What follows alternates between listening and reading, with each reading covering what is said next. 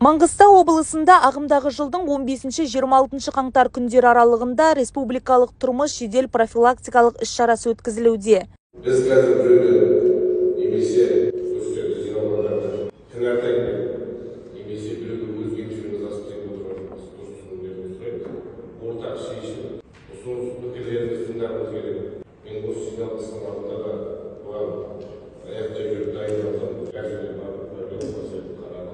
Шара аясында Маңғыстау облысы полиция департаментінің ұйымдастыруымен достық үйінде отбасы тұрмыстық құқық бұзушылықтың алдын алу бағытындағы жұмыстың жай-күйі тақырыбында дөңгелек үстел өткізілді. Жиын барысында полиция тарапынан зорлық-зомбылықтың алдын алу, орын алған құқық бұзушылықтарға қатысты қабылданған шаралар мен өткізіліп жатқан жедел профилактикалық іс-шаралар туралы баяндалып, жиналысқа қатысушылардың назарына ұсынылды.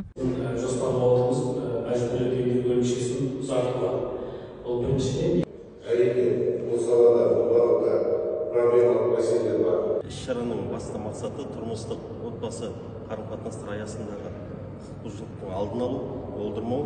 Қоғамдағы отбасының рөлін күшейту және қыз-келіншектердің құқықтық сауаттылығын арттыру, қайталанып жасалатын құқық бұзушылықты болдырмау, агрессорлармен жұмыс жасауға мемлекеттік органдар мен қоғам болып атсалысу мәселесі талқыланды. Қазіргі таңда өңірде тұрмыстық зорлық-зомбылықтан зардап шеккен әйелдерге шұғыл әлеуметтік көмек көрсету және оңалту мақсатында 3 дағдарыс орталығы жұмыс істейді. Аталған мәселелер бойынша нақты шешімдер қабылданды және алдағы уақытта бұл бағыттағы бірлескен жұмыстар өз жалғасын табатын болады.